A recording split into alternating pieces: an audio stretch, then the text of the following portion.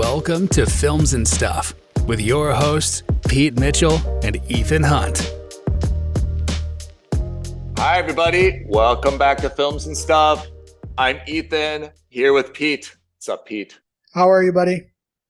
Everything is good. Today is our weekly stream or skip segment. Do you want to give the rules? Quick recap. Super simple. Ethan has given me a list of TV shows. I have given Ethan a list of TV shows. We randomly select a new show every week, watch at least 2 episodes, and determine if that show is indeed worth streaming or skipping. Okay. Without further ado, Pete, I want you to go first, if you don't mind. What did I assign to you, and was it or was it not worth streaming? Absolutely. So you assigned me a show called Fakes on Amazon Prime. Oh, yeah. So Fakes is the English name, but it is actually an Indian TV series called Farzi. Okay. Now, Farzi in Hindi is slang for fake. Got it. So appropriate name. Okay. And this is, I gotta say, the first streamer skip foreign language assignment that I could watch without subtitles. All right. Because I speak Hindi. It was fantastic. Right. It was fun. Okay. So a couple of things. I left subtitles on for the first half hour because I wanted to see the quality of the subtitles. It was a good way of me to evaluate. Okay. Subtitles, I would say, are like 90% to 95% on there. Of course, usually the problems comes with like idioms, right? Yeah. Which is natural. I think the subtitles were also jazzed up a little bit for making it a little bit more Western friendly. So like they throw in some curse words where there really aren't curse words and things like that. Just kind of to make it a little more sexy for foreign viewers. All right. You know, I did that sanity check. It was quite good. Otherwise, I don't have a problem with that. So let me caveat the review by saying I have not personally seen an Indian TV series or movie in decades. Oh, man. Right? And so this is the first one I've seen. Now, of course, I've seen it on TV in passing as I'm flipping through channels. But I, generally speaking, don't watch Indian series because a lot of the most famous Indian series are called serials, which are basically soap operas. Yeah. And a lot of people, like, there's a lot of memes where it's like uber dramatic, you know, like super slow motion repeats from like 40 different camera angles of a woman lightly touching a car, but because of the way they've done it, it looks like she's been run over, even though she's just lightly been tapped, you know, and then they have like the dun, dun, dun, dun, dun sound effects and all that kind of thing to make it sound like crazy dramatic. Oh, I love the drama. So, I mean, it's fun, but it's also really tiresome. Like, that's not, like, just get on with it. You know, like, okay, she got hit by a car. Okay, this happened, that happened. Like, the guy got punched. I don't need to see it in 360 degrees, you know? Mm-hmm. And then, of course, the other thing that bothered me to no end, especially as a child, was every movie is a musical. There's dance numbers in every movie. There's a musical break every movie. Especially as a kid and especially growing up outside of India, my mentality was like, there is a genre of movie called a musical, which is the right place for that. But in the middle of an action movie, I don't want you to see the main actors stopping everything to do a dance break. I don't know. I'm the opposite. I feel like we should have more dance breaks. I was ready for a Footloose scene in Guardians of the Galaxy 3. Right. So anyway, that was my mindset going into this, but I have to tell you, first of all, by God, this looks phenomenal. The cinematography, kudos to the director, kudos to the writers, kudos to the Big praise. DP. Yeah. It looks so good that if you weren't paying attention and if it were on mute, you would think, oh, I think this is the new HBO show, or this is the new Paramount Plus show that was filmed in California or in Western Europe. Wow, that's how good amazing. It is. And please, listeners, I don't mean that to sound condescending whatsoever. I think it's undeniable Indian movies have a specific style, especially in terms of visual. You can tell when an Indian movie is involved because usually it's like overly dramatic. There's like the action sequences are like crazy over the top. You know, I mean, look at RRR, right? Great movie, but that too had elements of that. In any case, this one felt like an Indian series written and directed and filmed with a Western eye and mindset. And I think it worked wonders for it because in terms of getting a foreign audience, it's very easy to step into that. So how many episodes are there? And is it only one series on Amazon Prime? So far, only one series. I've only seen 2 of the 10 episodes. Okay. What's really funny is that I am an Amazon UK subscriber. It is not available for me to watch in India through my Amazon Prime UK account. No way. I think because of whatever licensing requirements. So I cannot tell you what platform it's available on in India. I had to watch it with other means on Amazon Prime. VPN, right? Fine, but I wasn't doing anything illegal because I am a Prime subscriber, so no worries. For it. Amazon, if you're listening, I'm still paying for it. I'm a subscriber, so please don't hold this against me. But in any case, but let's just take an aside for those times that we've all experienced where you have to do something unconventional just to get access to something that you've done by legitimate means. It's the most frustrating scenario, right? This is like the other end of the same frustration you had with HBO Max renewing your account. My God, HBO. You were having trouble paying for a subscription you wanted. Yes. I was having trouble viewing something on the subscription I already had. You did pay for. Yeah. So it's a bit, I'm not an international lawyer. I don't know how these licensing things work out, but somebody needs to get this to work because I can understand the frustration for someone like me to say, why am I paying £80 a year to Amazon Prime if I can't watch that content wherever I am? I agree. It makes no sense because there are people who go on vacation. There are people who travel for work. What are they supposed to do? Are they just shit out of luck? Yeah, especially because this isn't a situation where you're in India using a credit card issued from an Indian bank with a billing address in India trying to buy something from Amazon UK, right? You bought it in the UK with your UK credit card, with your UK address. You happen to be traveling. Like, if you can't watch the stuff when you travel on holiday or on an airplane or whatever, what's the point of even having the subscription? That's when most people use it. And you can't turn around and tell me, well, you should have downloaded it in India before. I'm sorry, we've got 30 programs on our streamer skip list. You want me to download everything before I travel somewhere? That's nonsense too, right? Like, it's a bit silly. So Amazon, I know you're listening. You got to figure this out. Yeah, it's not fair that I have to do weird stuff to access content that legitimately should be available to me. But it does give us a better story. Yeah. Anyway, so let's go back. So the show is called Fakes. That's correct. Diamonds, fur coats. See, you're onto it already. The premise is awesome. The premise is you have a pair of young men, one of whom works for his grandfather's magazine. And, you know, the magazine really means a lot to the family. Mm-hmm. He's an artist. And he's such a good artist that as a side hustle, he makes replicas of Van Goghs, of Vermeers, of Jackson Pollock's, all these other famous $1 million paintings, and he sells them on the streets. Okay. His work is so good that people can't tell the difference between a fake and the original. The conceit is that he is not just an artist, he is a phenomenal artist. Yeah, so he's working for his father's magazine, and of course, as you'd expect, the magazine doesn't make any money, owes a bunch of loan sharks money, and they've given him 30 days to pay it back.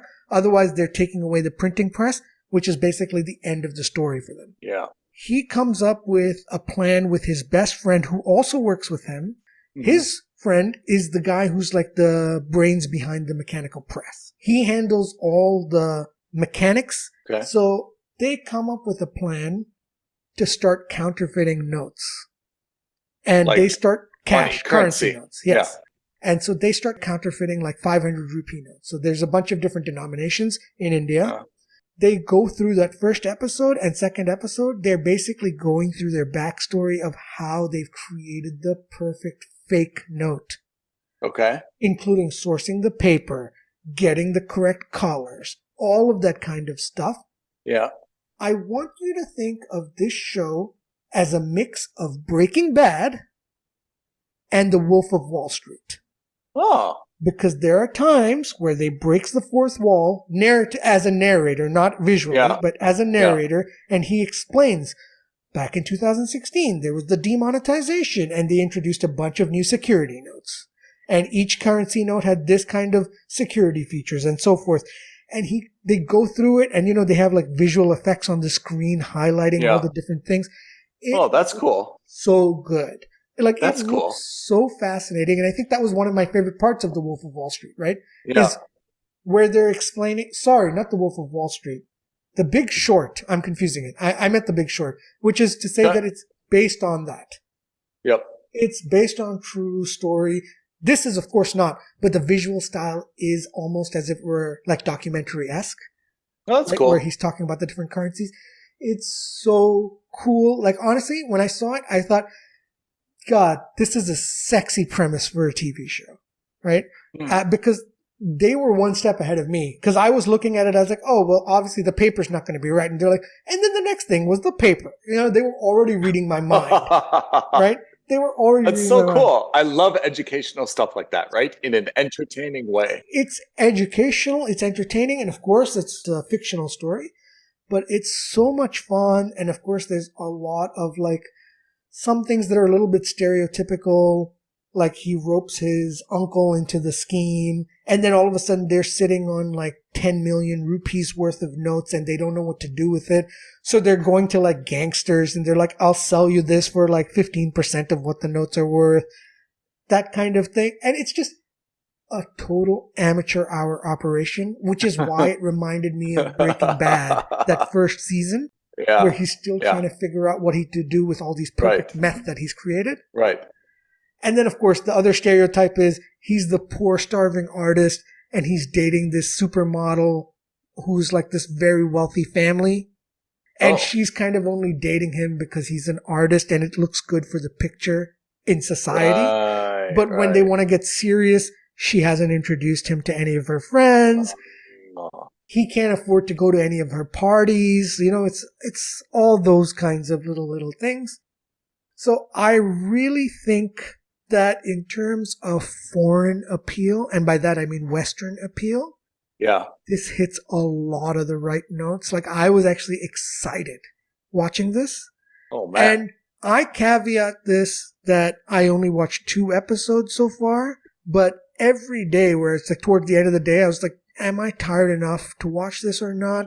I really want to continue watching it. That's how much I really like it. Is this a must subscribe then? Is that what we're building to? 100% a must subscribe. It's good stuff. 2 weeks in a row, Pete. Yeah. This is good stuff. On fire. And I actually think you are going to like it as well. I have a sneaking suspicion that on the worst of worst case scenarios, this is probably a mooch for you. But I have a sneaking suspicion that this is going to be a must subscribe for you too.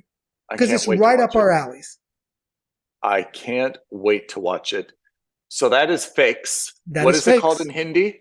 Farzi. Farzi. Farzi means fakes, huh? It does, yeah. Okay. I'm happy you got a must subscribe, Pete. Thank you. Because I was assigned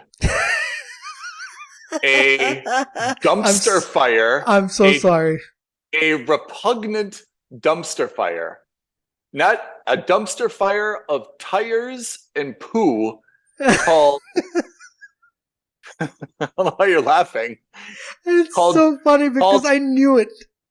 Called Dubai Bling, which is 8 episodes on Netflix. I am really serious when I say this. I mean this in all sincerity. If I were the ruler of Dubai, I would prohibit this show from being filmed, or at least deny any film permits. So this show, we've all seen kind of like the house. It started with like Hollywood Housewives, and then it's like the Real Housewives of Beverly Hills, Atlanta, and it's like even like Ames, Iowa, and all sorts of places now, right? And then they kind of like did the same thing when other cities And then there was something in the US called Bling Empire. Did you ever watch that? I did not, but yes. So Bling Empire is like ultra wealthy Asians living in the US apparently. And now Dubai Bling, which calls itself a docu-soap, so not a documentary, not a soap opera, a docu-soap, is 8 episodes, Netflix show filmed in my hometown, Dubai, United Arab Emirates. And if you know anything about me in Dubai, Dubai is like my sister. I can criticize my sister. If anyone else criticizes my sister, I come out like Rocket Raccoon swinging. Let's just set it up. There are 10 characters in this show. There's actually more because most characters have like a wife or a significant other or something, right? So there's 10 plus, but there's primarily 10. I watched 2 episodes after throwing up in my own mouth several times.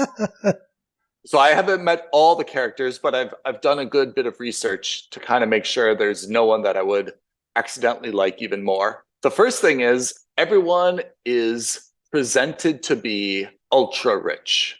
Like not just kind of like millionaire, I drive a nice Mercedes kind of rich, but like I regularly take helicopters to and from places. If I'm going on a date, I will send my date a helicopter.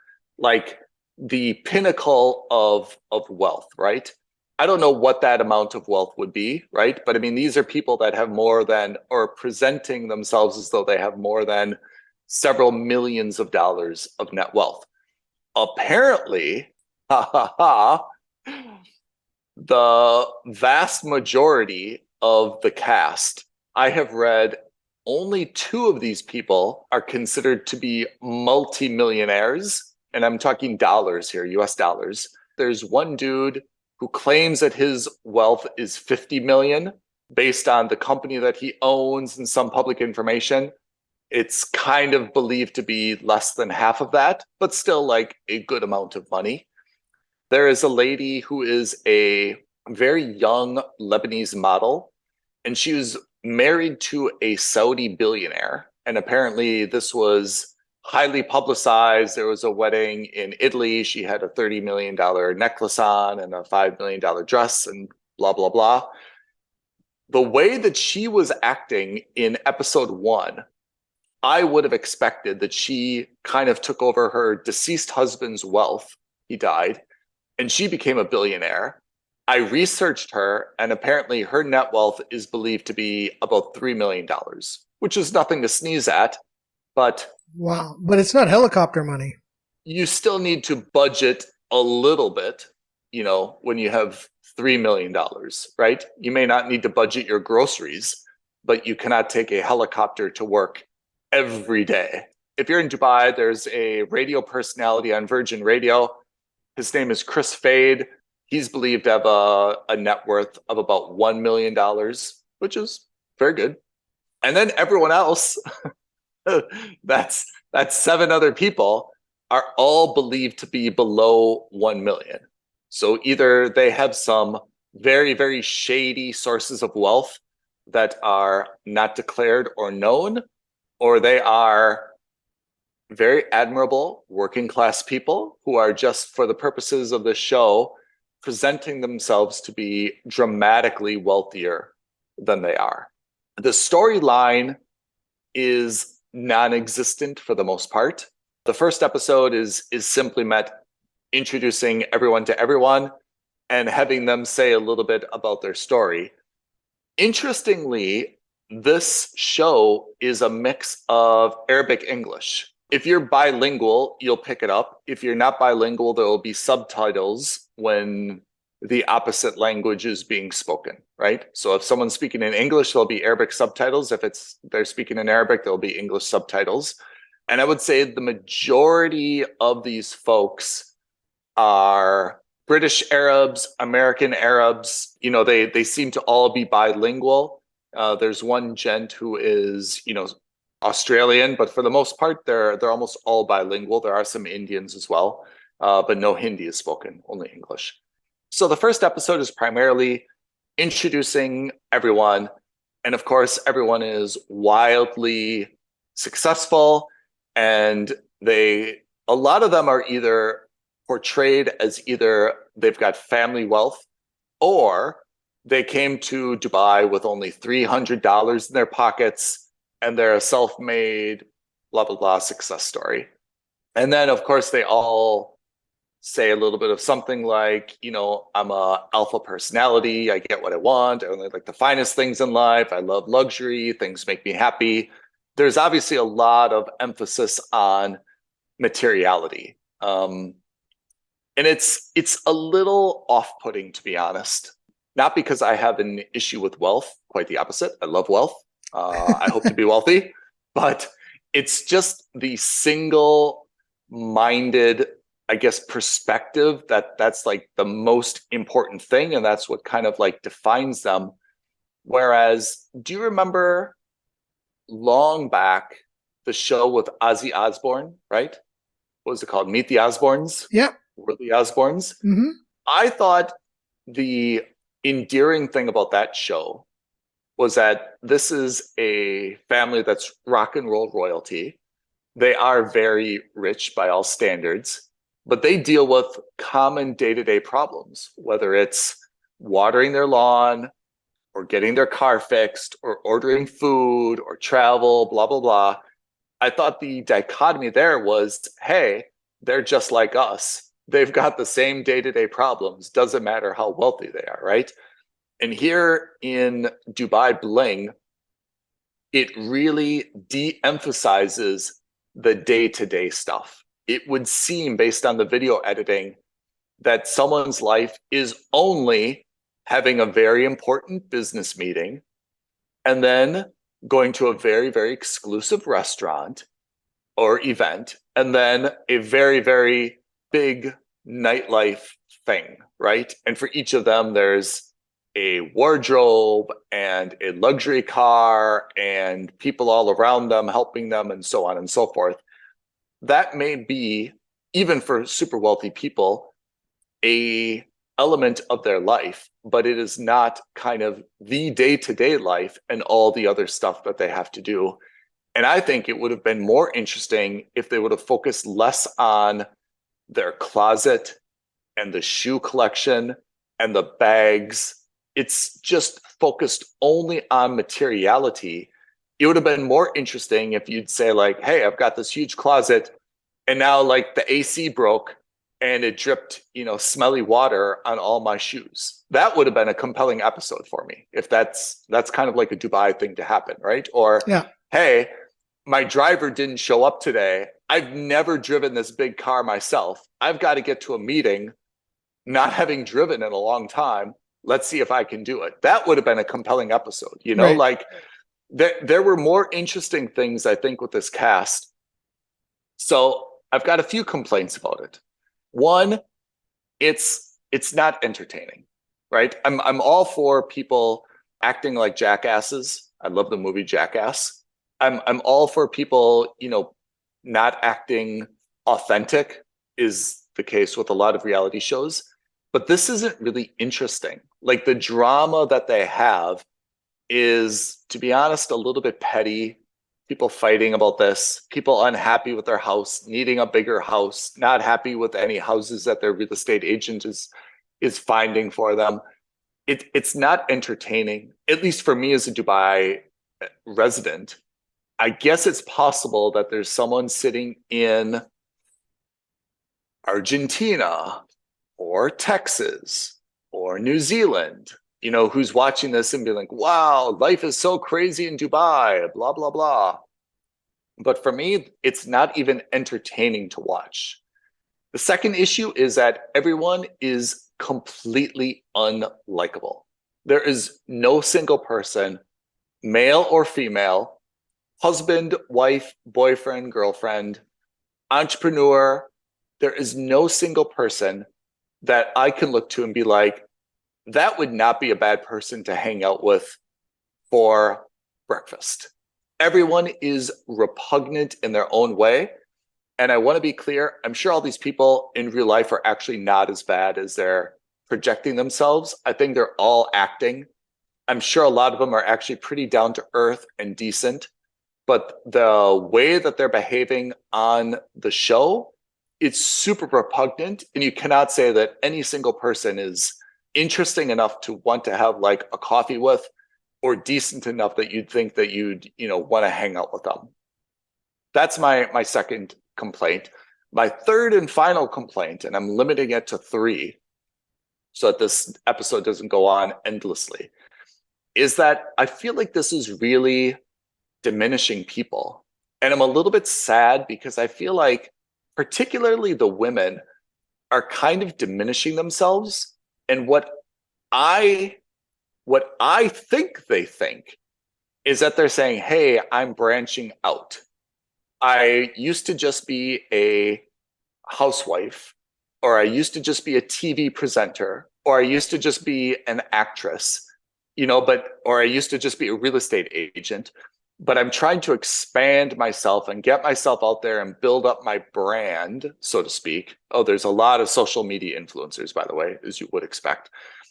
I think everyone thinks that what they're doing is they're like kind of expanding their career and adding a new skill or something. My perspective is that they're kind of doing the opposite, is that they're acting so obnoxious and they're really kind of like diminishing themselves that it's not going to help them in any like meaningful way. To show that you're a very spoiled, selfish wife, I don't think benefits you in any way. To show that you're a social media influencer who only goes to these types of events and only will be seen in this type of fashion or only this type of car, I don't think like makes you relatable or brings you like a loyal following. The husbands who either like bend to their wives' will, I don't think makes them look strong. It doesn't make them look like leaders. It doesn't make them look like providers or good husbands. And those that are constantly like bickering with their partner or spouse, I don't think it makes them look they're really in like a relationship that has, like any love or any affection. So I guess that's the third problem, which I feel like everyone is just diminishing themselves. I don't think watching the show, anyone would really reach out to anyone here and be like, hey, you would be a great brand ambassador. We saw you on the show. Please be the new Chanel, Prada, Mercedes, whatever ambassador. Right. They may do that just for like, hey, if you do an Instagram post, because now everyone's, looking at your Instagram, we'll give you this. But I don't think anyone says like, in terms of a personality and the way that you carry yourself and your story, we'd really like you to be, we'd really like to be associated with you.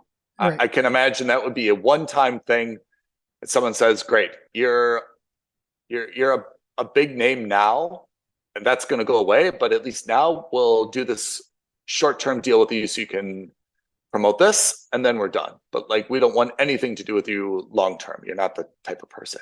Even the women who are entrepreneurs, who, to be honest, should be very, very well respected and probably have a great story to tell, they don't focus on like the hard work that they've done. And I know some of that's not TV friendly. No one likes to see spreadsheets and negotiations and stuff like that. But life is more than just kind of the lunch meeting and I've worked so hard to kind of build my business type of thing.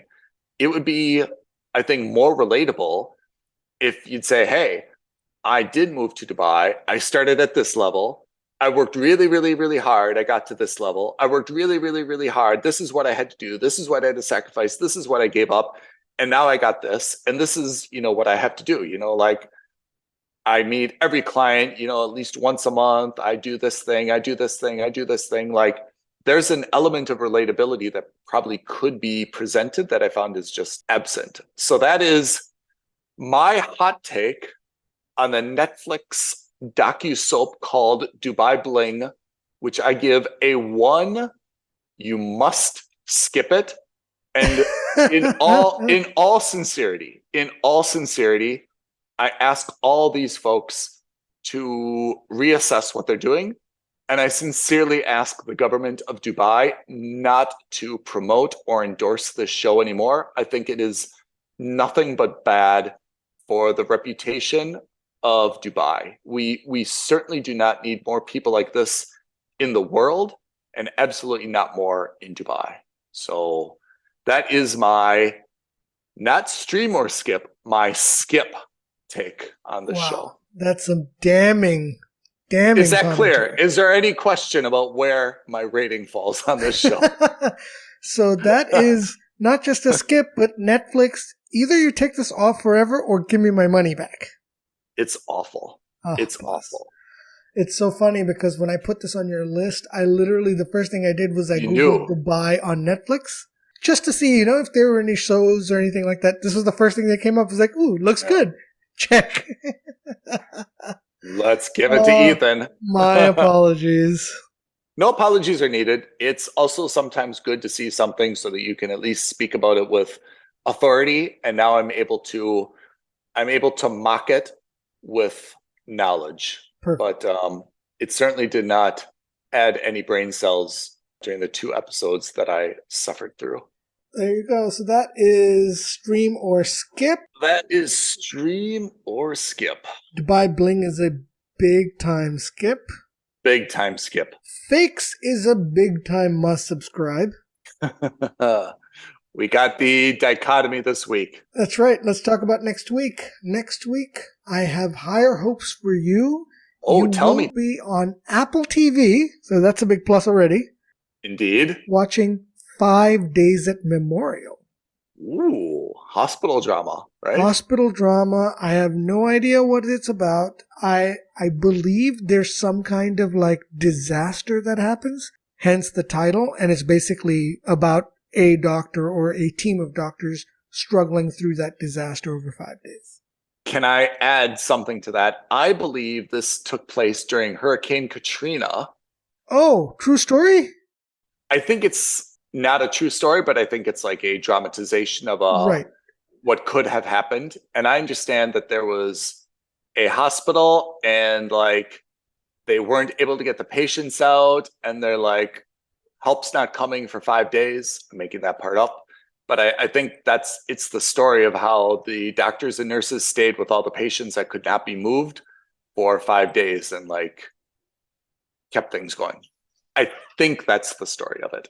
So I'm excited to see that. It's on Apple TV Plus, and you and I both have high ratings for Apple TV Plus. Strong opinions, positive opinions about Apple TV. I, on the other hand, will be watching Will Trent on Hulu. Oh, how exciting! What is this? Do you know? Are you okay to tell me, or does that ruin the premise? I don't know anything about this. The only thing I know is that it's, I think, an FBI agent or a CIA agent.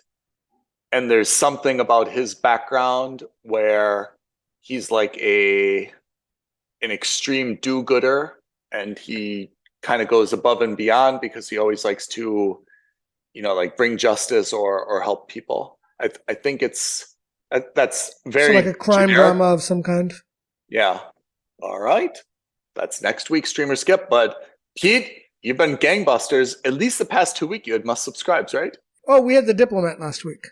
Yeah. So that's this week's Streamer Skip. If you have any recommendations or any other shows that you think we should be watching as a part of the Streamer Skip series, reach out to us. You can like this video and leave a comment below. You can tweet at us at F&S Podcast on Twitter. You can DM us at Films and Stuff Podcast on Instagram. Or you can email us aloha@filmsandstuffpodcast.com. We appreciate everyone tuning in. Keith, thanks for some good assignments, and we'll speak to y'all next week. Thanks, everyone. Thanks, Ethan. Thanks, everyone. Bye now. Thank you for listening to another episode of Films and Stuff. If you haven't already, please subscribe and review on Apple Podcasts, Spotify, or wherever podcasts are downloaded. Films and Stuff. There is no substitute.